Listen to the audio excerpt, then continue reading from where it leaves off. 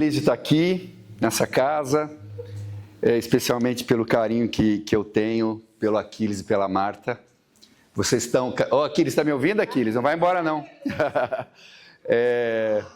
Vocês estão no top 5, viu? Dos amados do coração aí da minha família. São uma bênção para minha casa, para minha família. E estar nessa igreja aqui é uma alegria, ainda mais falando de um tema tão relevante que tem sido uma das questões centrais aí do meu trabalho, do meu ministério nos últimos meses e anos. E eu queria começar contando uma história, porque que eu tenho falado muito sobre isso, né? Inclusive despertado a atenção da imprensa, enfim, sobre essa temática.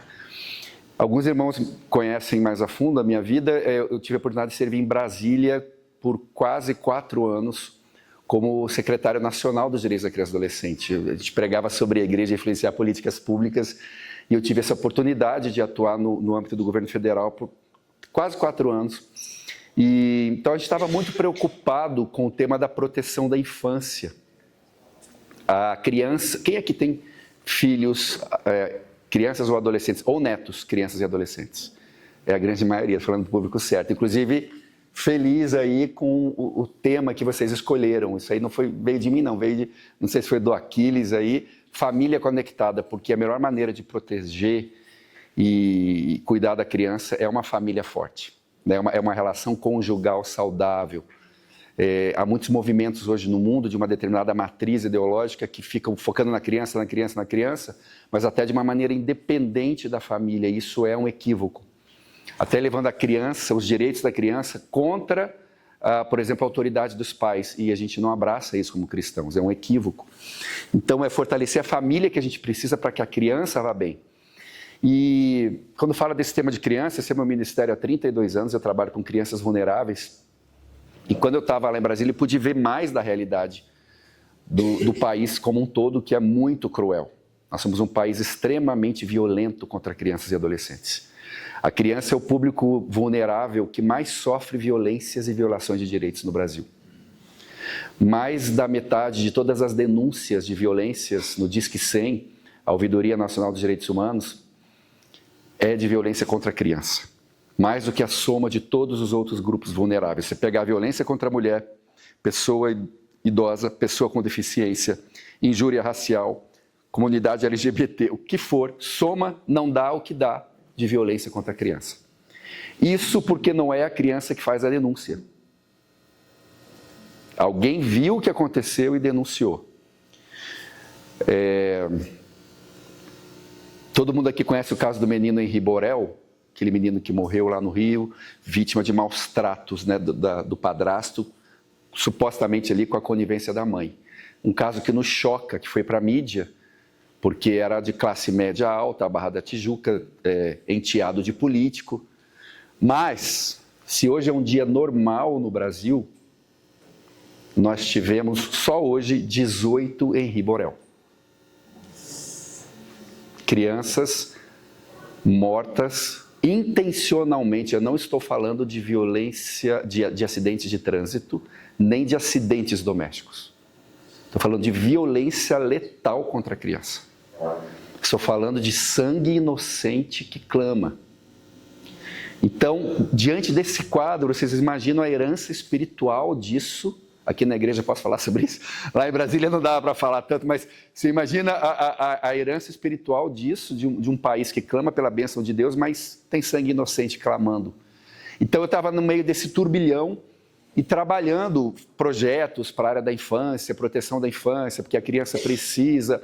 Outro dado muito triste que eu trago para vocês é que nós sabemos, sem medo de errar, que mais de 80% das violências contra crianças se dão no âmbito doméstico. Principalmente a violência sexual. Então, a violência contra a criança e o adolescente não é o tarado babando na esquina, é alguém de confiança da família e da criança. Ou seja, as nossas crianças não têm paz nem dentro de casa. Esse é o fato. E quando a gente vê a centralidade da criança nas Escrituras, isso se torna muito mais sério para a igreja. Eu levanto essa bandeira já há alguns anos, de fazer da igreja protagonista desse tema no Brasil. Que a igreja levante essa bandeira da proteção da infância. E a gente lá pensando, a gente criou um projeto, Criança Protegida, nós equipamos mais de 2.000 conselhos tutelares.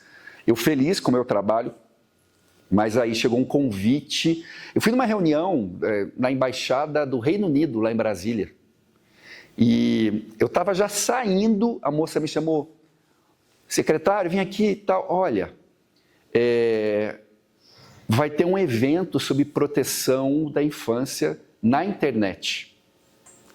E a gente queria muito envolver o Brasil, a gestão anterior não quis se envolver, não sei o quê.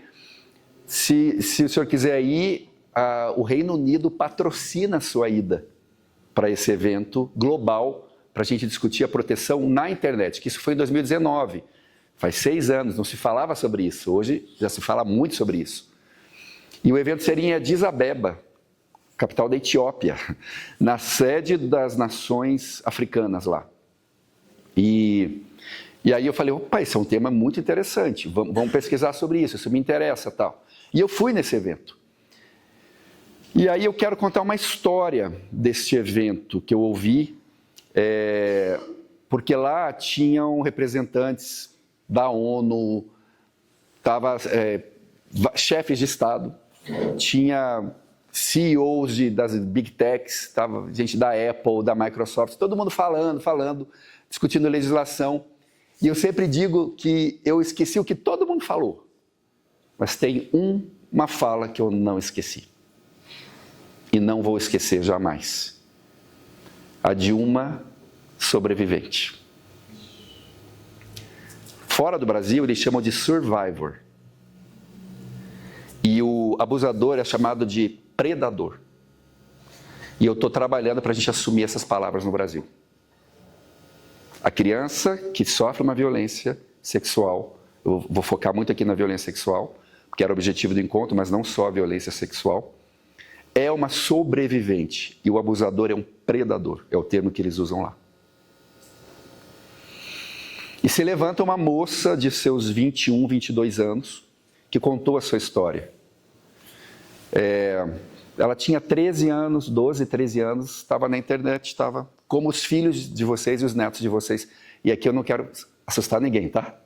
Aqui é para a gente ter cuidado, mas não é para assustar. Mas ela estava na internet, num joguinho, numa rede social, alguma coisa, quando uma outra amiguinha pediu para ser amiga, né? E elas ficaram amigas. E aí, depois de um tempo, conversando e tal, veio um elogio. Nossa, mas você é linda. Como você é linda? E aí eu falo, quem aqui, adulto, formado, com a personalidade formada, supostamente com a autoestima em dia, não gosta de ouvir isso na internet? Não é bom ouvir um elogio, uma curtida, uma palavra de afirmação? Imagina uma adolescente, pré-adolescente, criança. Isso prende, né? E aí chegou o momento que ela foi enredada de tal forma, essa amiguinha, que vocês já entenderam que não era uma amiguinha, não, eu tenho um amigo, não sei o que é fotógrafo, que faz book, alguma coisa, manda uma foto sua para mim. E ela caiu na besteira de mandar uma foto, um nudes, os seios aparecendo. E quando eu falo para adolescentes, e vocês falem isso para seus filhos e netos, nunca, em hipótese alguma, de jeito nenhum, compartilhar um nudes. Porque você vai estar eternamente na mão da pessoa que recebeu a imagem. E a manipulação vem por aí. Na empolgação, a menina principalmente se apaixona, alguém faz umas juras de amor, ela compartilha aquela imagem. E ela compartilhou.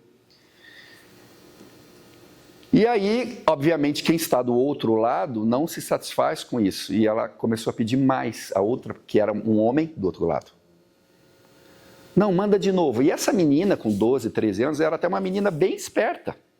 Família presente, família amorosa, classe média.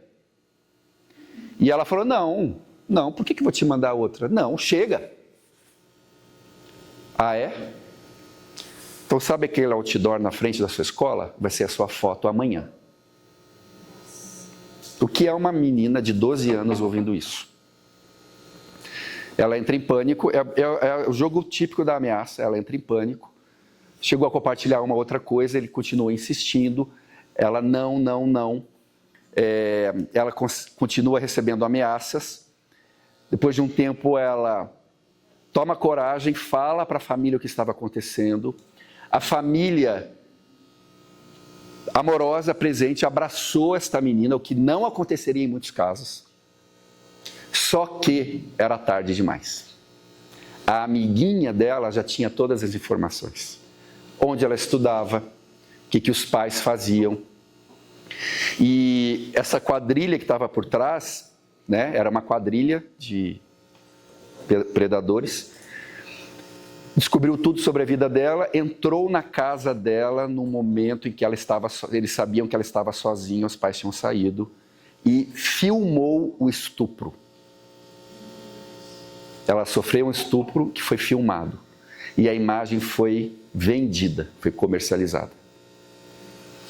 E ali ela contando a história dela, depois ela conta como ela tentou suicídio algumas vezes, quanto que aquilo destruiu a vida dela, teve que fazer terapia, E como depois ela consegue ressignificar o que aconteceu com ela e se tornar uma ativista em prol da segurança, da proteção digital de crianças, como ela estava falando naquele evento. Mas me chamou a atenção o fato de que quando ela falava, a voz estava embargada. Ela com 22 anos de idade já. A voz estava embargada, as mãos tremiam. Porque a amnésia ela nunca vai ter. E tem algo mais grave ainda na violência digital. A imagem dela, enquanto eu estou aqui falando com vocês, está circulando e alguém está consumindo esta imagem. E ela falou, eu posso até superar, ressignificar o que aconteceu comigo, mas eu vou ser uma vozinha com 80 anos, os meus netos ao meu redor, e a minha imagem pode chegar para eles. Ou seja, num certo sentido, a violência digital, ela é até mais cruel, né? Porque ela se eterniza na imagem que circula. A violência offline é terrível, mas é aquele momento, ficou na memória, passou. Mas a violência online, a que está registrada online, ela se eterniza e as imagens voltam de tempos em tempos. E ali naquele encontro eu decidi voltar para o Brasil e levantar a bandeira da proteção digital de crianças e adolescentes. E aí eu fui ver algumas estatísticas. Sabe quantas imagens? Isso até é um ano retrasado, é bem antigo que eu vou trazer para vocês. Quantas imagens de estupros de crianças, vídeos e fotos. O NCMEC, que é o órgão americano que monitora isso, né? Já tirou do ar, ou já tinha tirado do ar há 2 anos atrás, 90 milhões. 90 milhões.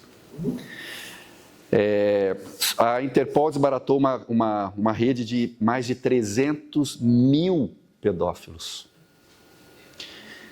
E isso virou...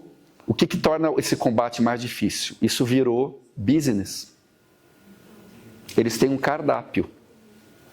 Eu quero menina, menos de 3 anos, fazendo isso, isso e isso. Quanto mais jovem a criança e quanto mais violência, mais cara a imagem. Nós pegamos uma família em Salvador, uma mãe, que filmava o estupro dos próprios filhos para vender a imagem. É business. Esta é a situação do Homo sapiens no século XXI. É isso que Jesus está vendo lá do céu. E eu digo que a coisa é muito grave porque há 30 anos atrás, quando não havia internet, 35 anos, um pedófilo, né, vou usar esse termo, o pedófilo, na verdade, é uma doença mental, psiquiátrica, tem um CID incurável. É incurável. Só que só 10% em média, né, as pesquisas variam um pouco, dos casos de abuso são perpetrados por pedófilos estruturados. Isso é interessante. 90% é por oportunidade. Alguém que se aproveitou de uma adolescente ou de uma criança. Mas o pedófilo mesmo estruturado, antes da internet, o que ele tinha que fazer para satisfazer a sua doença, o seu desejo sexual? Ele tinha que ir ou para as vias de fato, e eles têm medo do pai, da criança, eles têm medo. Eles têm medo de serem pegos, ou ele iria para as vias de fato, que é complicado, ou ele precisaria consumir material impresso, o que é crime. Então era muito mais difícil para ele. Aí vem a internet. O que acontece? Eu entro aqui e uso perfis falsos. Demora em média 30 a 40 minutos para um pedófilo alcançar uma criança. O seu filho. Se ele quiser, e se seu filho não estiver protegido, ele consegue alcançar. 30, 40 minutos. Eles têm lá a rede de 300, 400 crianças que eles acessam, e eles dizem, se um deles eu conseguir, já valeu. E eles conseguem entrar com esses perfis. A internet propiciou muita coisa boa na nossa vida, que a gente não vai demonizar a internet, não é isso, tá? A gente não vive mais sem ela. A gente vai falar de como proteger essa criança no ambiente digital e esse adolescente. Isso eu estou falando da violência, fora outras questões relacionadas a telas, eu vou falar também. Então, se tornou uma violação, uma violência exponencial. Um crime que cresceu exponencialmente. Cada ano cresce mais, as denúncias se multiplicam, eles se organizam mais. Agora, com a inteligência artificial, piorou, porque eles podem pegar a bela foto da sua filha numa praia ou na escola, tão bonitinha que para você não significa nada. Eles podem pegar aquela imagem e fazer aquela imagem alterações com IA, e a imagem do seu filho e da sua filha pode estar circulando hoje no grupo de pedofilia. Deixa eu já fazer um parênteses aqui. Você não precisa mostrar fotos dos seus filhos nas redes sociais, tá bom? Ninguém precisa saber onde ele estuda, a rotina do seu filho, da sua filha. O que para nós é uma coisa simples. Uma criança numa praia pode ser objeto de desejo de uma pessoa com essa doença. Então, proteja, não exponha demais a sua família, seus filhos, nas redes. Se você tem um filho adolescente ou pré-adolescente ou um neto, até 13 anos na legislação é proibido, ele não deve ter redes sociais. Depois dos 14, o quanto você puder postergar, melhor. Mas sempre perfil privado. Ensinar a que ele só receba quem ele conhece. Eles estão o tempo todo monitorando. E, inclusive, eles vão mudando, os pedófilos vão mudando as linguagens de comunicação. Os sinais, os códigos vão variando para confundir os investigadores, né? Eu conversei com o pessoal da Polícia Federal, tem uma lei no Brasil que autoriza um policial federal a entrar num grupo de pedofilia, a se fazer de pedófilo para poder desbaratar, né? Entender o que está acontecendo ali. Conversa com o pessoal da PF para você ver o que eles acham disso. Eles não aguentam ficar mais do que um mês lá. É o que circula nesse meio. E eu falei uma frase uma vez que foi impactante, escutei essa frase nesse evento, trouxe essa frase para o Brasil e saiu até no Jornal Nacional isso. Tive 4 minutos de pro bono lá no Jornal Nacional. Eu disse, deixar uma criança sem supervisão na internet, sem supervisão parental, é o mesmo que deixá-la num carro a 180 km por hora sem cinto de segurança. É expô-la a toda sorte de riscos. É pegar uma criança, vamos pegar aqui uma avenida de Curitiba, sei lá, Marechal Deodoro, Visconde Guarapuava, sei. É pegar uma criancinha de 7, 8, 10 anos e largar e diga, atravessa sozinha. É isso. É esse o nível do risco. Ou é trazer essa criança para um quartinho fechado, junto com 4, 5 bilhões de pessoas lá dentro que podem ter acesso a ela, porque a internet permite esse acesso. Então, a gente tem levantado muito forte essa bandeira da proteção, do cuidado, principalmente numa ênfase de conscientização, a começar pelas famílias da igreja, né? Para que, de fato, as nossas crianças estejam protegidas. E a gente está vivendo um gap muito perigoso Esta geração agora dos seus filhos é a que provavelmente mais vai sofrer com isso. Por quê? A gente tem vazio de legislação, agora o Brasil até melhorou, teve o ECA digital aprovado no mês passado, isso foi bom, mas mas tem muito para avançar ainda, a legislação não está perfeita, mas as crianças dessa geração, tem o vazio da proteção da questão legal, as big techs não se submetendo a umas prerrogativas mínimas de proteção, e o que está acontecendo? Esta geração, as crianças e adolescentes sabem mais de internet do que os pais. Não é verdade? A coisa é feita, eles já entram intuitivamente numa outra pegada que nós não temos. Eu tenho 55 anos, posso falar por mim. Eu não consigo, eles já olham, já vai. Já está adequado ao cérebro deles. Então, como é que eu vou ser um bom protetor se eu sei menos do que eles? Eles driblam a gente o tempo todo. Eles têm perfil disso, daquilo, adolescente, então, meu Deus do céu, eu nem sabia que tinha um perfil não sei do que, outro não sei do que, você não consegue como pai entrar. Eles sabem mais do que nós, mas ao mesmo tempo, por causa disso, eles estão desprotegidos. E o TikTok confessou, eu postei sobre isso, eles confessaram que o algoritmo é feito para... O que ele quer? Ele quer que você passe mais tempo ali. Então, ele vai trazendo os conteúdos com as doses lá de dopamina, vai prendendo a criança e adolescente naquela tela. Eles fazem isso. Isso é intencional, é um crime. É uma forma de violência contra a criança, o adolescente. Contra todos nós, né? Mas principalmente contra a criança que está em especial condição de desenvolvimento. Então, a gente vai falar um pouquinho, aprofundar um pouco sobre esse tema, conscientizar e pensarmos juntos aqui o que a gente pode fazer, qual a nossa parte como igreja. E aí eu queria começar, passa lá, please. Eu tenho um PowerPoint aqui, para não me perder no conteúdo, tem uma parte que é mais técnica, mas eu queria compartilhar com vocês para a gente ser inclusive um divulgador, né, dessas informações. Pode colocar um PPT? Bom, só para terminando ali a minha história, depois disso a gente fez um trabalho de proteção digital enquanto governo, mas em 2022 eu recebi um convite de Deus, foi uma bênção na minha vida, para assumir a liderança de uma organização social que trabalha com proteção da infância no Brasil, que é o Child Fund, o Fundo para Crianças. E eu entendi de Deus que é uma organização que nasceu do movimento missionário há 80 anos atrás. E aí eu entendi que eu deveria voltar para o terceiro setor. Eu sou um dos fundadores do CAD, aqui tem uma galerinha que já trabalhou no CAD, né? É a minha paixão. E eu decidi que eu deveria voltar para o terceiro setor. E quando eu chego no Child Fund, né, no Fundo para Crianças, hoje o Child Fund alcança aí quase 200 mil pessoas no Brasil, uma organização grande, social. Primeira reunião eles dizem, a nossa bandeira na área da proteção da infância é a proteção digital.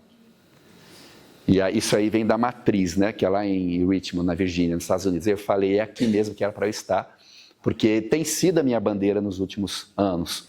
E desde então também a gente tem aprofundado nessa temática como Child Fund, né, como Fundo para Crianças. Pode seguir? Eu queria começar com um texto bíblico. Olha que texto interessante, do profeta Zacarias. Texto profético. As praças da cidade se encherão de meninos e meninas que nelas brincarão. É um texto profético que fala sobre a restauração de Jerusalém. Então eu tenho dito que uma evidência de que o reino de Deus está num lugar, numa cidade, é crianças brincando nas praças e ruas da cidade. Não numa tela, mas esse brincar aí é mais do que... Não é só lazer aqui. Brincar é a criança feliz, a criança protegida, amada. Então, se nós não estamos vendo crianças brincando nas ruas e praças da cidade, é uma evidência de ausência de reino naquela cidade. Então, vamos fazer uma avaliação da nossa cidade? É todo mundo de Curitiba aqui? Vamos pensar o quanto que a nossa cidade tem de reino ou não tem de reino. Vamos pensar quanto que o Rio de Janeiro, As comunidades do Rio têm de reino e não tem de reino, né? Se tem criança brincando ou não tem.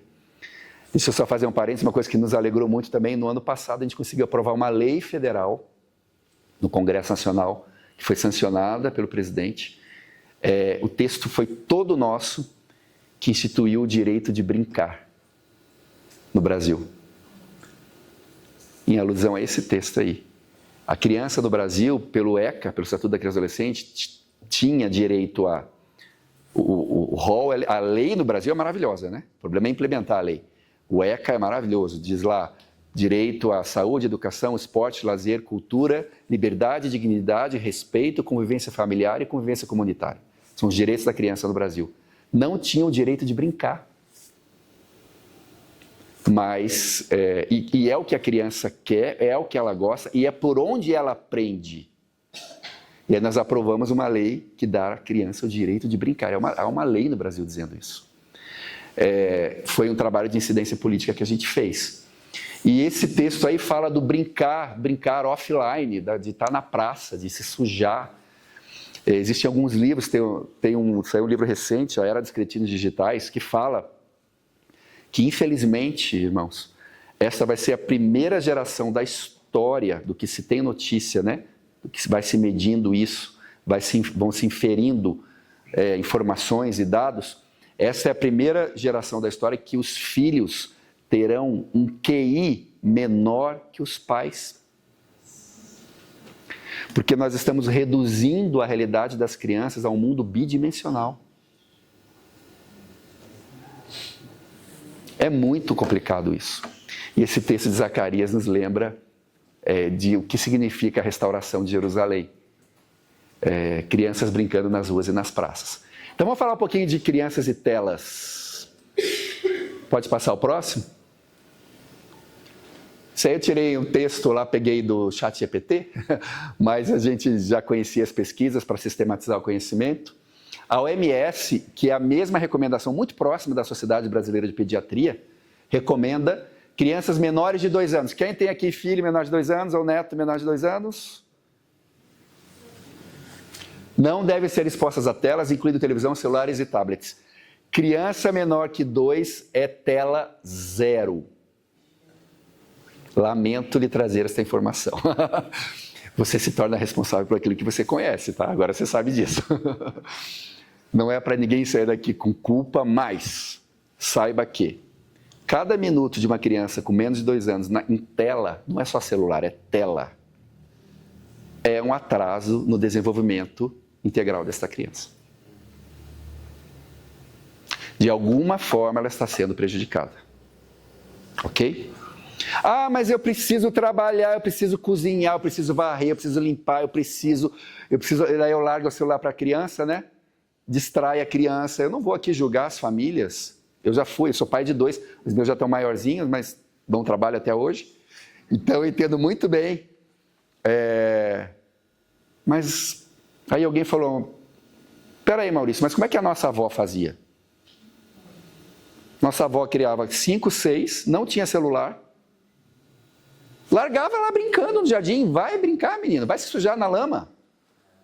Vai, pega a panela, bate, faz brinquedo de alguma coisa, vai se virar, brincar de esconde-esconde, chuta uma bola, menino. Não, e criava, né? Por que agora a gente não pode? Então é isso. Sei que a realidade é outra, mas 0 a 2 anos é 0 tela. OMS, Sociedade Brasileira de Pediatria. De 2 a 5, devem ser limitados a 1 hora por dia de tempo de tela, sempre com supervisão de um adulto e com conteúdo de qualidade. Aí já algum conteúdo pedagógico e tal, até 1 hora, 1 hora e pouquinho, não mais do que isso. Uma criança de 2 a 5.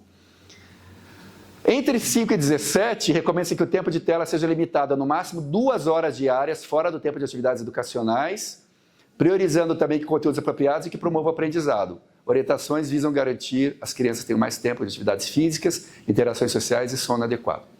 Então, 2 horas, de 5 a 17 até 2 horas. Quanto tempo um adolescente no Brasil passa no celular hoje? A gente fez uma pesquisa com 9.500 adolescentes. de todos os estados do Brasil, bem representativa. A média, fora de trabalhos escolares, que a gente precisa da internet para fazer os trabalhos, né? Precisa de tudo para hoje, mas a média no Brasil é 4 horas dia, fora os trabalhos escolares. Mas 30% dos adolescentes brasileiros passa mais de 6 horas por dia. Tá? O que a gente espera de alguém que fica 6 horas por dia num celular e numa rede social? Outra coisa, nunca teve tanta automutilação e suicídio de adolescentes. Suicídio já é a segunda causa morte de jovens, gente, no mundo. Minha esposa trabalha no Hospital Evangélico Mackenzie. Todo dia, toda hora, é um adolescente que tentou se suicidar chegando. Ou um jovem. E aí, quando eu falo para adolescentes, eu gosto de dizer o seguinte: sabe o Instagram? É mentirinha. Ninguém vive aquilo.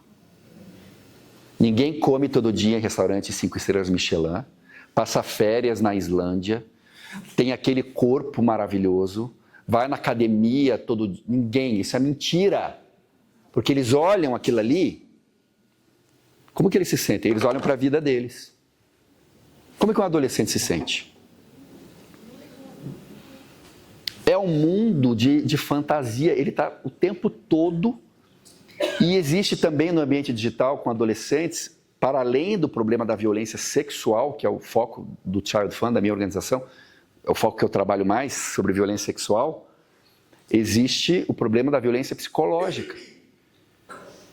E eu tive uma experiência muito intensa de abraçar uma mãe lá em Natal, no Rio Grande do Norte, que tinha acabado de perder o filho adolescente, que tinha tirado a vida depois de sofrer um linchamento virtual na internet. Porque bullying na escola, muitos aqui devem ter sido vítimas de bullying na escola. Era naquele ambiente. Você sofria naquele momento na sala de aula, tiravam sarro de você, você não queria ir para a escola, papapá. Isso acontece, é uma forma de violência psicológica. Só que a gente sofria bullying, chegava em casa, acabou, minha casa é um ambiente seguro. Agora não, o bullying está 24 horas por dia na cabeça do menino. Ele é onipresente ali, ó. Ele já abre com medo do comentário. É mais cruel, é muito mais cruel o que essa geração está passando, tá? Quando meus filhos eram pré-adolescentes, eu não tinha toda essa consciência. Minha filha já vai fazer 23 anos agora, meu filho 21. Então eu me lembro que eu preciso dar um celular para o meu filho, senão ele vai ficar para trás. Você já pensou isso? Ele precisa estar antenado, ele precisa saber o que está acontecendo, os coleguinhas vão debochar, já dá um celular. Hoje eu penso completamente diferente. O que você puder postergar, você não vai zerar, você não vai tirar. Inclusive, se você tem adolescentes, você vai negociar. Porque se você for proibir as coisas, vou dizer, você vai perder essa guerra. Com criança, você pode ser mais diretivo. Com adolescente, você tem que conversar e dialogar. Você não vai tirar o celular dele, você não vai proibir, você vai negociar limites. E foi muito interessante porque a nossa pesquisa, de novo, 9.500 adolescentes responderam a nossa pesquisa. Só 30% disseram que tem qualquer tipo de supervisão parental. 70% dos adolescentes brasileiros não têm nenhum tipo de supervisão, eles estão à mercê deles. E os adolescentes, é muito interessante o comportamento adolescente, eles defendem o quê? O direito à privacidade que eles têm. Bem coisa de adolescente, né?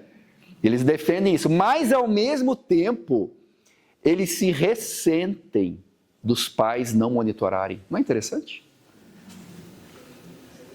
É mais ou menos isso. Eu odeio que ele me monitore, né? Que ele me supervisione, mas no fundo eu quero muito isso, porque é uma prova de amor dele para comigo.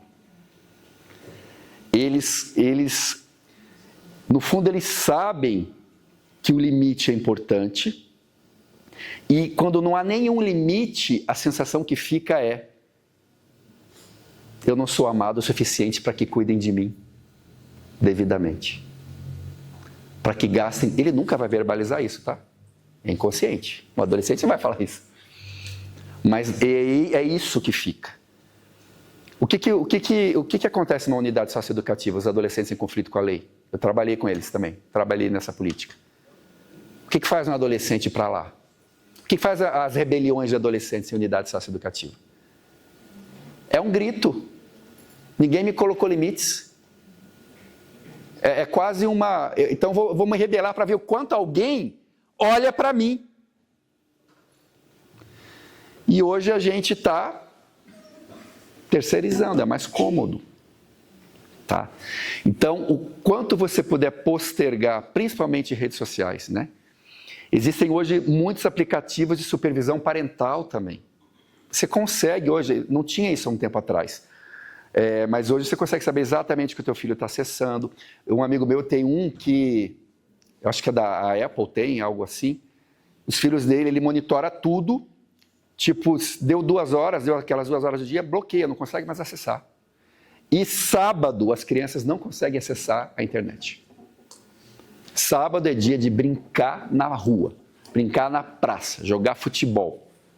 Então, hoje tem ferramentas, mas uma boa parte das famílias não conhece essas ferramentas. Os pais não conhecem essas ferramentas, tá? Então, isso sobre telas, essa é a recomendação, Organização Mundial da Saúde, Sociedade Brasileira de Pediatria. Vamos agora fazer a meia-culpa, isso vale para nós adultos também, tá bom? Vamos reduzir aí um pouquinho. Tem lá, se você entra no Instagram, você tem os 3 skins lá em cima, você consegue ver o tempo diário que você fica no Instagram. Ele dá para você essa informação, tá? E aproveitando, já que eu entrei no assunto de adultos também, muito cuidado, eu não vou aqui ensinar padre a rezar a missa, né? Mas a mesma lógica com as crianças é a lógica conosco, adultos. Se você já percebeu que se você gostou de um conteúdo, né, o algoritmo entende aquilo e vai trazer aqueles conteúdos que você gosta, porque qual que é o objetivo? Prender você ali.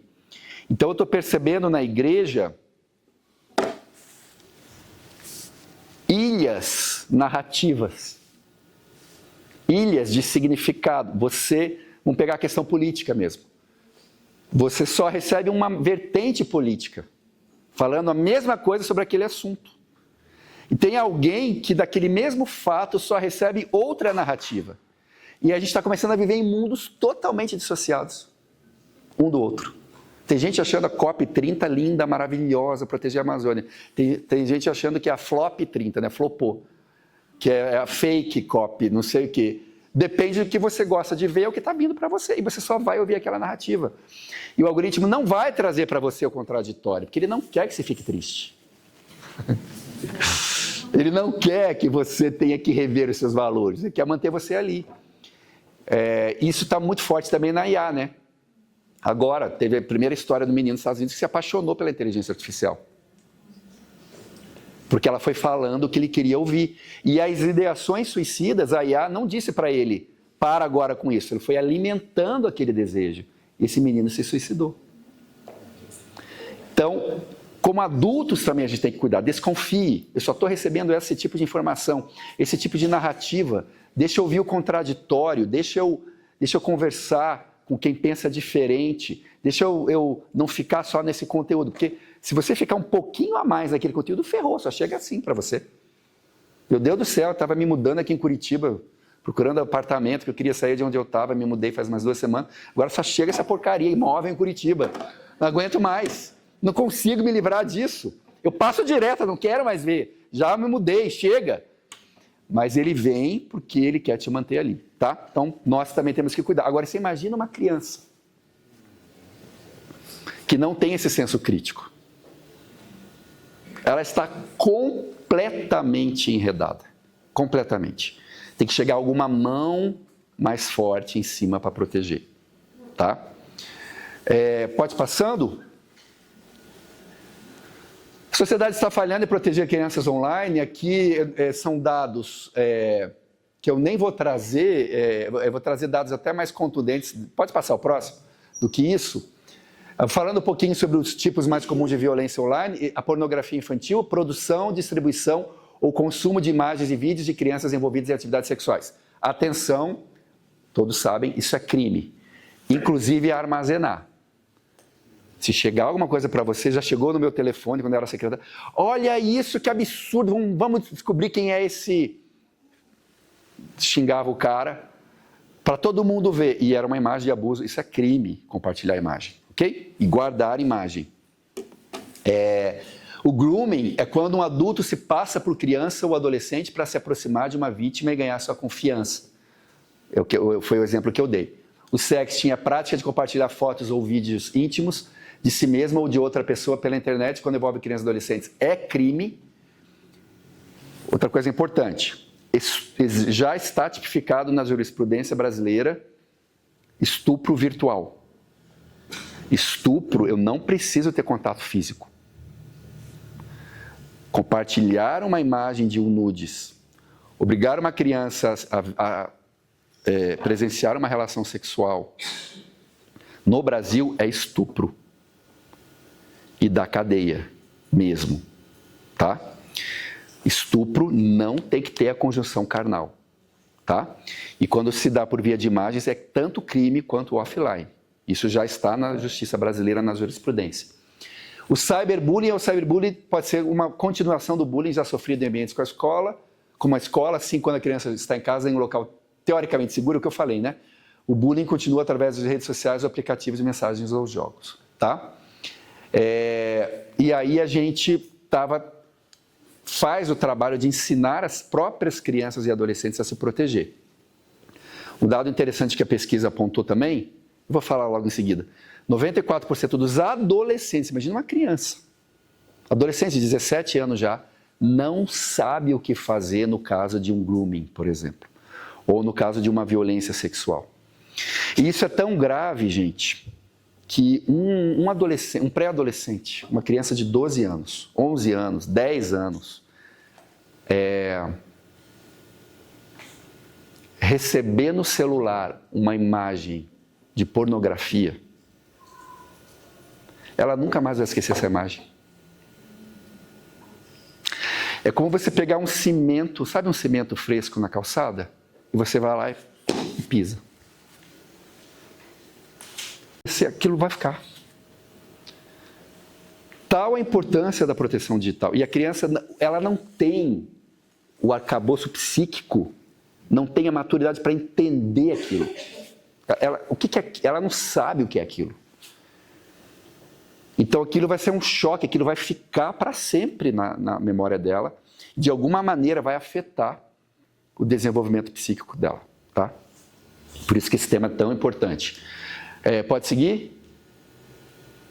E aí eu vou falar um pouquinho da pesquisa que nós fizemos no Child Fund. Foi bem ampla, envolvemos uma universidade até fora do Brasil, a Universidade de Dublin, na Irlanda, nos ajudou. Os pesquisadores, doutores, nós publicamos essa pesquisa em algumas revistas acadêmicas e teve também uma ótima repercussão aqui na mídia no Brasil sobre os resultados. Nós entrevistamos 9.500 adolescentes. Pode seguir? E o que a gente queria? O nome da pesquisa era Mapeamento das Vulnerabilidades dos Adolescentes na Internet. Aqui é só adolescente. A gente não pegou criança na pesquisa, tá? Adolescente. Identificar padrões de uso e vulnerabilidades, mapear práticas e caminhos utilizados pelos abusadores, levantar relatos de superação e pesquisar boas práticas em instituições. Acabamos de concluir, estamos concluindo essa semana uma nova fase dessa pesquisa que eu vou lançar em maio do ano que vem, no Maio Laranja, que vai dar pano para manga, que nós entrevistamos os abusadores, na cadeia. Uma equipe com autorização da Justiça foi lá entender os mecanismos mentais e como que eles conseguiram alcançar as crianças. Para quê? Porque nós queremos usar isso como ferramenta de prevenção. A gente vai lançar essa pesquisa em maio do ano que vem. Pode seguir? Então, alguns fatores, né, deu uma desconfigurada aí, mas, gente, e aqui o dado que eu vou trazer para vocês é estarrecedor. 54% dos adolescentes brasileiros já foi vítima de violência sexual online. Mais da metade. É muita gente, eu estou falando de milhões de pessoas. Eles já foram vítimas, de alguma forma, com maior ou menor grau de gravidade, mas eles já foram, eles relataram isso para a gente. E aí, 5,6 milhões de adolescentes dizem ser, a gente colocou ali, podem ter sofrido, mas eles afirmaram que sofreram violência sexual na internet, segundo os primeiros dados. E aí alguns fatores determinantes, algumas coisas óbvias até, mas que a gente conseguiu provar isso pela internet, né? Pela pesquisa, e com dados também de buscas, de trabalhos acadêmicos, de análise por inteligência artificial dos pesquisadores. Então, a quantidade de aplicativos que eles acessam, quanto mais aplicativo, aumenta exponencialmente a chance de sofrer uma violência. É até meio óbvio, mas a pesquisa mostrou isso. Então eu tenho Instagram, TikTok, joguinho disso, joguinho daquilo, Facebook, blá, blá, blá. Cada um a mais multiplica a chance do seu filho e do seu neto sofrer uma violência. A idade, quanto maior a idade, maior a probabilidade de serem vítimas, aí realmente eles pegam mais 16, 17 anos. Tempo de uso, quanto maior o uso, obviamente, mais chance de sofrer, a pesquisa mostrou isso. Gênero, 1,08, as meninas sofrem mais essa violência. O mesmo que acontece no offline, acontece também no online, tá? 22% a mais, salvo engano, meninas sofrendo do que meninos. Então, se você tem filha, saiba que ela é mais vulnerável. O que não significa que você não vai também proteger e cuidar dos seus filhos, que também está crescendo mais proporcionalmente a violência sexual contra meninos. Se receber alguma formação sobre o assunto, as chances reduzem. Então, quando tem supervisão parental, mínima que seja, a pesquisa mostra que diminui em 40% a chance de uma criança sofrer violência. Então, a importância, de fato, da presença aí do pai, da mãe, do vô, da avó, do cuidador, vai reduzindo mais e mais, tá? Também outro dado interessante é o horário que a criança, adolescente, acessa. E aí também, uma coisa que a gente já sabia, mas que a pesquisa mostrou, provou, à noite aumentam as chances, tá? Dele sofrer uma violência online, alguém fazer um contato, mandar um nudes, pedir um nudes, compartilhar uma imagem, buscar um contato para um eventual encontro offline, enfim, são várias formas de abordagem que eles fazem, tá? Pode seguir? Então, de novo, 8.500 adolescentes de 13 a 18 anos, de todas as regiões do país. O aumento da idade cresce o tempo de uso da internet e a variedade de aplicativos, o que eleva em até 1,3 vezes o risco da violência online. 3,4 milhões podem já ter interagido com estranho suspeito. Isso também é interessante, porque muitos sofreram abordagens de pessoas desconhecidas, enfim, mas só alguém mandou uma imagem, enfim, mas 3,4 milhões, um número bem expressivo, chegou a interagir. Troca de mensagens, troca de informações, tá? E em média, adolescentes passam 4 horas por dia online, como eu falei, mas 30% passam 6 horas online. E aí tem os mecanismos, né? Identificou 5 características comuns entre aqueles que sofreram abuso sexual. Quem é o adolescente que sofre um abuso sexual? Pouco diálogo com os pais. Muito tempo online sem monitoramento adulto. Aumento do tempo da internet com a idade. Maior vulnerabilidade entre meninas, a menina está mais... ou aqueles que não se identificam como de gênero masculino. E uso de aplicativos de mensagens privadas, interação online e exposição virtual. Tá? Pode seguir? Então, 54% dos adolescentes já sofreram algum tipo de violência sexual online. E aqui alguns dados, né, que eu já passei para vocês. Isso aí são os dados preliminares da pesquisa. A gente consegue passar o primeiro vídeo lá, por favor? A gente fez um briefzinho de imprensa e aí a Rede Globo nos procurou para falar sobre isso. E apareceu uma reportagem no Bom Dia Brasil, eu queria que vocês... Foi bem construída, então eu queria que vocês assistissem.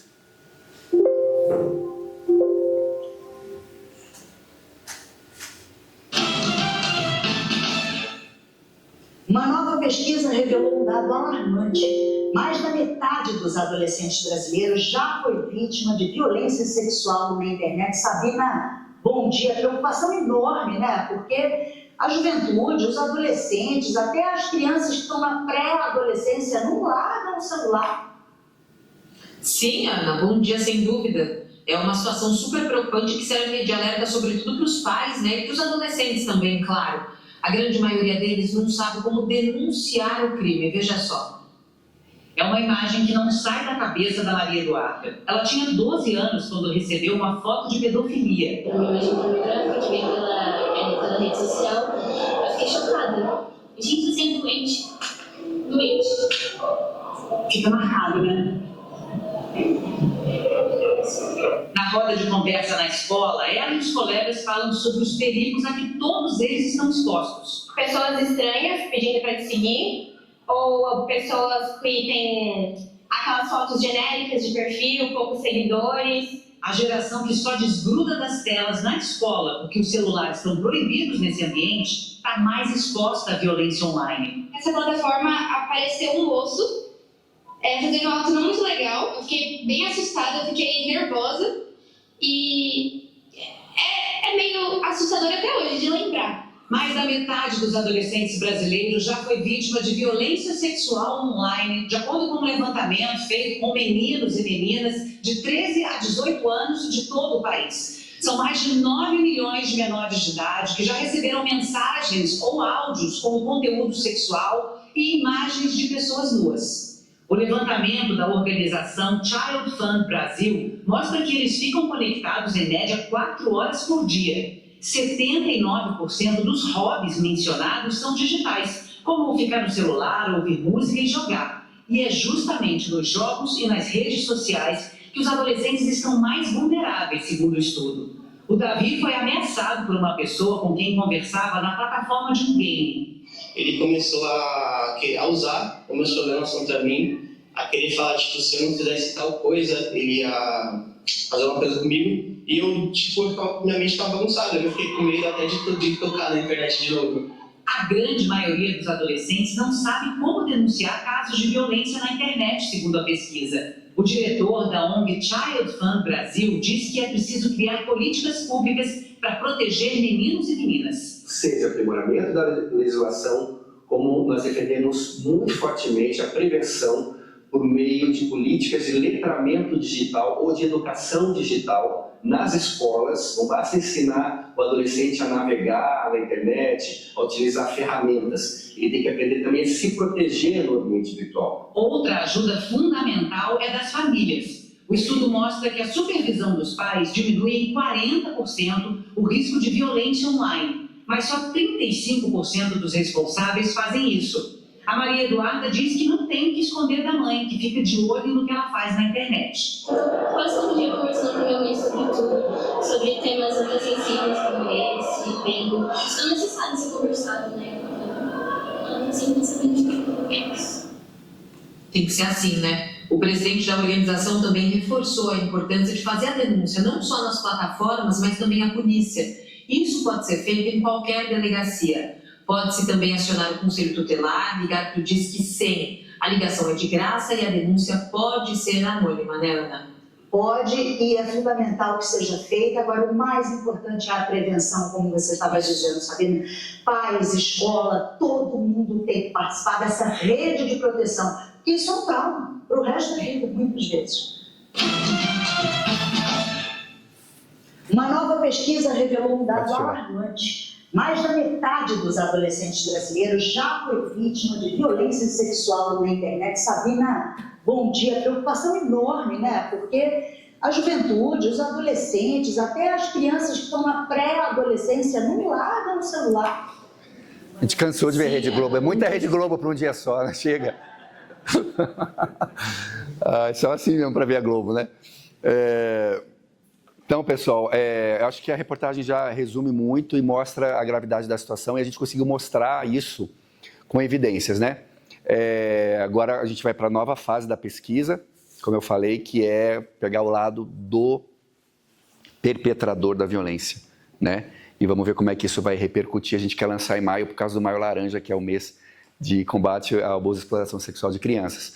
Mas não é só a questão da violência sexual, né? O fato é que a gente tem aqui um ambiente extremamente violento, não só violência sexual, embora seja o nosso foco no cuidado. E as crianças realmente estão sozinhas, estão muito sozinhas nessa luta, estão muito indefesas, são muito largadas. Então, a gente defende algumas ações concretas para isso. Pode passar lá, a gente já vai chegar para a conclusão. Nós acreditamos nas parcerias intersetoriais. Inclusive, amanhã, boa notícia, amanhã a gente está lançando, tem um evento amanhã, o primeiro estado do Brasil, na verdade não é estado, é Distrito Federal, o GDF, o Governo do Distrito Federal, está lançando amanhã, com a nossa assessoria, é o primeiro a lançar uma política de letramento digital para crianças, com foco na proteção. A gente vai lançar amanhã com os atores lá, conselheiros tutelares de Brasília, vai ser um evento virtual. Nós criamos a primeira série de formações para os atores do Sistema de Garantia de Direitos. Todo mês vai ter uma formação para a sociedade lá em Brasília e para os atores do Sistema de Garantia de Direitos. O Paraná também já assinou com a gente, o governo do Paraná, o primeiro termo de parceria, mas a gente ainda não começou a implementar o projeto mesmo de letramento digital, ou de educação digital, ou de cidadania digital. O nosso sonho é levar esse conteúdo para as escolas, que isso faça parte do currículo escolar. Por que a criança aprende, por exemplo, leis de trânsito, a se proteger no trânsito? Ela aprende que não pode atravessar com sinal vermelho, que só pode atravessar na faixa. A gente ensina trânsito, mas não ensina proteção, onde ela passa 6 horas por dia. Então tem alguma coisa errada, né? E a gente está trabalhando para que isso vire uma política pública. E é difícil convencer, às vezes, os nossos gestores públicos, tá? Pode seguir? Já caminhando para o fim, falando sobre informação, a educação digital para a proteção de crianças e adolescentes, e principalmente também para as famílias. Nós criamos um curso de proteção digital. Eu quero deixar à disposição aqui da comunidade de fé, da igreja, das famílias. Pode passar? Vamos, adianta um pouquinho ali, quero já voltar lá para mostrar o curso que a gente criou. Pode seguir, pode seguir. Pode passar? Aqui. A gente criou esse curso chamado Safe Child, a Escola de Proteção Digital do Child Fund. São 16 horas online, a criança aprende brincando a se proteger. São desenhinhos e tudo, a gente tomou cuidado de chamar uma pedagoga, uma psicóloga para avaliar os conteúdos, para que esteja dentro da capacidade da criança, não ser nada agressivo. Então a criança é pré-adolescente, né, 9 a 13 anos, mas também é um curso muito bacana para profissionais e famílias. Aqui deve ter um profissional de educação, enfim, ou mesmo educadores, pastores, líderes. Você pode fazer esse curso, famílias podem fazer esse curso, de 16, é totalmente de graça. Você entra lá e começa a assistir os videozinhos, os joguinhos, tá bom? Curso inovador com foco em educar e capacitar as próprias crianças e adolescentes para o uso seguro da internet, prevenindo os casos de violência e abuso online. Uma abordagem lúdica e adequada para o público infantil juvenil, com vídeos e materiais de apoio. Isso está à disposição, é esse conteúdo que o governo do Distrito Federal agora vai botar como conteúdo lá para eles, para as escolas, enfim, a gente está muito feliz com isso, tá? Aqui está o site onde você pode olhar o curso e fazer, tá bom? E estamos levando também esse curso para o Paraguai, uma igreja do Paraguai lá, está traduzindo para o espanhol e eles vão usar lá também. Pode seguir. E a gente está implantando também um outro projeto chamado Navegando Seguros, que vai ser 3 anos. É uma metodologia que já foi aplicada também no Vietnã, nas Filipinas, na Austrália, que é um aplicativo que a gente quer que os adolescentes baixem, né, no celular, que vai dar as informações, vai alertar quando tiver algum problema, alguma situação, vai trazer os conteúdos educativos também, que a gente quer também que seja um instrumento que as escolas vão adotar no Brasil. A gente está agora na fase de traduzir para o português, porque esse aplicativo está ainda no inglês, Swipe Safe, né, Navegando Seguros. Passa o anterior agora, eu só quero falar um pouquinho do ECA Digital, já vamos concluir, pessoal, vamos orar. Aqui, a gente conseguiu aprovar, não fomos nós, obviamente, sozinhos, né? Nós somos uma das várias organizações do Brasil que fez a incidência também política para aprovar a lei agora, sancionada agora em setembro, recente, que está sendo conhecida como ECA Digital. Então, o Brasil deu um passo a mais. Essa é uma notícia boa, tá? Que agora vai ter mecanismos obrigatórios de verificação de idade e ferramentas de supervisão parental para as plataformas digitais. Hoje, todo mundo sabe que o adolescente mente a data de nascimento para poder ter rede social. né? Não, porque não tem nenhum mecanismo de informar documental. Então, ele tem 12, 13, ele diz que tem 15 já para poder ter Instagram. Isso vai mudar. Vai mudar, ele vai ter que mostrar o documento. Proibição de loot box em jogos direcionados ou provavelmente acessados por menores, que é aquelas caixinhas que vão pegando a atenção deles, eles entram e se prendem naquilo. Proibição de perfis comportamentais e publicidade direcionada a crianças e adolescentes. Padrões rígidos de privacidade e proteção de dados, incluindo configuração padrão de alta privacidade para usuários menores de 18 anos. O Instagram já está fazendo isso, se você olhar, o Instagram já coloca lá. Proteção de adolescentes começou a fazer, mas ainda precisa melhorar. Restrições a conteúdo nocivo, como exploração sexual, violência, abuso de substâncias e marketing predatório. E foi criada no Brasil uma autoridade reguladora dedicada, que é a Autoridade Nacional. Vai para a Autoridade Nacional de Proteção de Dados, que vai cuidar também desse mecanismo. E a gente entende que isso não se confunde com censura por opinião. A gente entende que é uma outra coisa, a regulação das redes, direcionada para a proteção da infância, que tem que ser uma prioridade da sociedade. Tá? Pode seguir. Acho que a gente já vai caminhar para a conclusão. Aí as questões estruturais que mostram a complexidade do problema, que é por que é tão difícil combater esse problema, né? Responsabilidade compartilhada, ausência, sabemos usar a internet direito como adultos, não sabemos todas as ferramentas, subterfúgios que tem. Sobrecarga materna e familiar, então a mãe deixa lá a criança no celular, o bebê, para ela poder cuidar da vida, trabalhar, limpar a casa. Lembro os senhores e as senhoras que 50% dos lares brasileiros são monoparentais. Tem um adulto só para cuidar dos filhos. Muito complicado. A ausência de regulação adequada, que a gente está trabalhando para mudar. Questões geracionais, o mundo que as gerações anteriores não viveram e não conhecem. E questões de desenvolvimento, os jovens têm habilidades técnicas em navegar, porém, ainda estão em processo de desenvolvimento de habilidades cognitivas e sociais, que vão ser afetadas por essa nova realidade digital. Pode seguir. E aí, alguns pontos de atenção, que eu já mencionei, o tempo à disposição a telas, você tem que restringir o tempo de disposição a telas, ok? Do seu filho, do seu neto. Ele tem que brincar, ele tem que se sujar, ele tem que chutar bola, ele tem que ir para o jardim, ele tem que ir para a praça, ok? Ele vai gritar, ele vai espernear, deixa gritar, deixa espernear. Daqui a algum tempo ele vai te agradecer. Tipo de conteúdo exposto, eles estão suscetíveis, como que acontecem as interações, jogos perigosos e desafios, né? E temos histórias terríveis já desses desafios, desses jogos, que eles não conseguem separar a realidade da ficção. Assédio, abuso e violência sexual, que tende a continuar crescendo. Esse é um crime muito complexo de combater, porque é um crime transnacional. Uma criança do Brasil pode estar sofrendo um assédio de um adulto lá na Rússia e vice-versa, né? Então é muito difícil para a polícia também resolver isso. E como eu falei, isso está envolvendo de muito dinheiro. E aqui vai para os adultos também uma fala minha.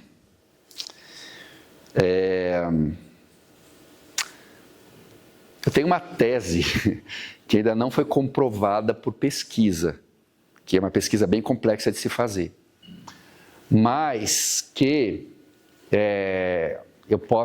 eu realmente creio que uma das raízes desse problema, do aumento desse tipo de violência, está na pornografia adulta, porque quem pesquisa isso está vendo cada vez mais nesses sites, nesses recursos de pornografia adulta, heterossexual, homossexual, o que for, eles estão brincando muito com os tabus. Muita pornografia insinuando incesto, por exemplo. E adultos que não teriam um comportamento anômalo, eles têm a tendência a uma relação heterossexual, por exemplo, com um homem com uma mulher adulta, pelo estímulo que está vindo desses conteúdos, porque você ali que você quebra os tabus, Então você começa vendo alguma coisa que sugere um incesto, por exemplo. Daqui a pouco você está vendo com uma adolescente. Daqui a pouco você quer ver uma adolescente mais nova. E vai. A neuroplasticidade do cérebro, você vai começando a se interessar por aqueles conteúdos.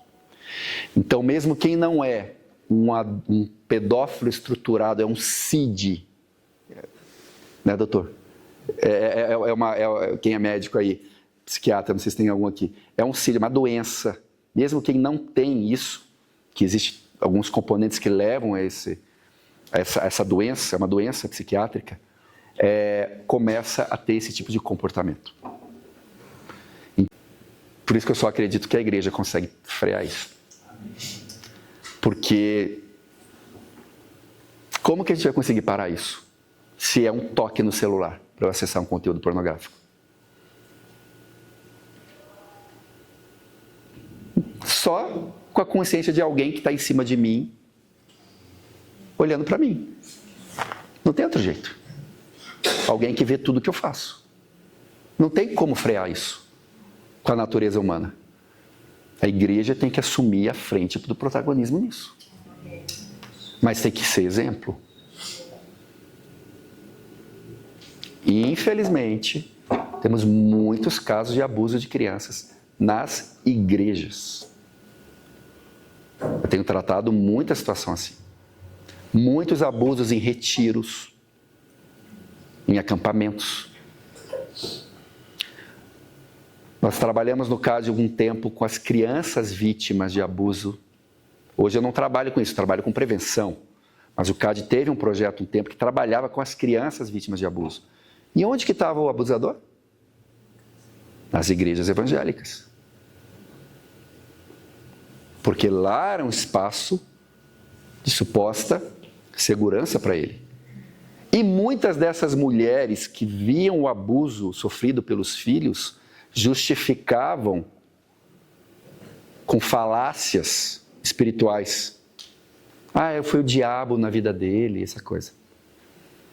Então, não sejamos ingênuos. Seu filho e sua filha não tem que dormir na casa de outra pessoa. Você não sabe quem vai estar lá. Não tem que dormir na barraca de não sei quem do acampamento, você não sabe quem é a pessoa. Pedofilia tem um problema. O cara não deixa rastro e não tem um jeito de dizer o perfil olhando assim, não tem. Pode ser a pessoa mais dócil, mais maravilhosa, que todo mundo ama, que as crianças amam. Ele pode ter um estilo de persuasão, ele dá o doce, ele ama, ele vai brincar. A criança adora. A criança se apaixona, como pode ser aquele que é o violento, que ameaça. E por que a gente tem que falar disso na igreja? Não quero tocar em feridas aqui agora, mas 1/3 das mulheres brasileiras sofre abuso na infância. Laboratório de Estudos da Infância da USP. Não sou eu que estou falando. 1/3 a 1/4, dependendo das pesquisas. Na infância ou adolescência. 1/3 a 1/4. E 1/6 a 1/5 está aumentando dos homens. Então, se aqui existe uma representatividade da sociedade brasileira, 33% das mulheres presentes sofreram algum tipo de abuso aqui. E como que a igreja não vai falar sobre isso? Tem que curar e tratar essa ferida, tá? E os pontos de tensão são que as telas também são diversão e necessidade. Você não vai proibir o seu adolescente de usar o celular, tá bom? Você vai conversar com ele e estabelecer limites e horários e regras, vai orientar, ele vai te agradecer. E não saber lidar gera angústia e atrito na família muitas vezes, que o adolescente, você vê aquele caso do menino que matou até pai, claro que é um caso extremo, né? Matou o pai e a mãe porque foi proibido de acessar o celular. Caso real. Pode seguir, a gente já vai concluir agora. Pode passar. Pessoal, então é isso. Eu queria que a gente... Pode passar, pode concluir. Acho que é o último slide. Vou passar só mais um videozinho para a gente pensar um pouquinho nas nossas crianças e quanto que o coração de Deus eterno bondoso e amoroso e protetor para com as nossas crianças, e como nós, como pais, mães, educadores, pastores, precisamos olhar para elas com mais cuidado, mais atenção. Nunca foi tão difícil ser criança, tá? Não só pelo advento da internet. Virar para um menino de 8 anos e dizer: na verdade, você não é um menino. Ser menino é uma construção social. Para mim, isso é uma violência. De alguém que está em fase de formação e de desenvolvimento. E ele está ouvindo isso na escola. Todo tipo de ataque contra a identidade, todo tipo de ataque contra a dignidade. Como é que você ataca a dignidade de um ser humano, de uma criança? Por meio da violência. Tanto que o termo jurídico correto é crimes contra a dignidade sexual da criança. O termo correto não é pedofilia. Pedofilia é uma doença. O termo correto é crime contra a dignidade sexual. E da onde que vem a nossa dignidade, igreja? Dignidade intrínseca. Quem que nos outorgou essa dignidade? Natural, intrínseca, que vem com a gente, da nossa natureza. Da onde que vem? Quem que disse? Vocês foram criados à minha imagem e à minha semelhança. Então, uma violência sexual contra uma criança é um ataque à santidade de Deus. É uma afronta contra o Criador. Porque vai ferir justamente o clímax da obra dele. A imagem e semelhança que ele deu ao ser humano e que está na criança. E é por isso que uma criança de 6 anos, que não foi ensinada sobre isso, não sabe o que é isso. Ela muitas vezes, não sempre, mas muitas vezes ela discerne. O que é isso? Criança com discernimento? Ela discerne um toque bom e um toque maligno. Quem que ensinou isso para ela? Quem que ensinou que não podia mexer ali, que não podia fazer isso? Quem que ensinou isso para a criança? Isso é da natureza dela, criada à imagem e semelhança de Deus. Ela carrega a dignidade intrínseca. E quando ela sofre uma violência, a dignidade, a santidade do próprio Deus é ferida ali, é atacada, é ofendida. E a igreja não pode ficar mais calada com isso. Amém?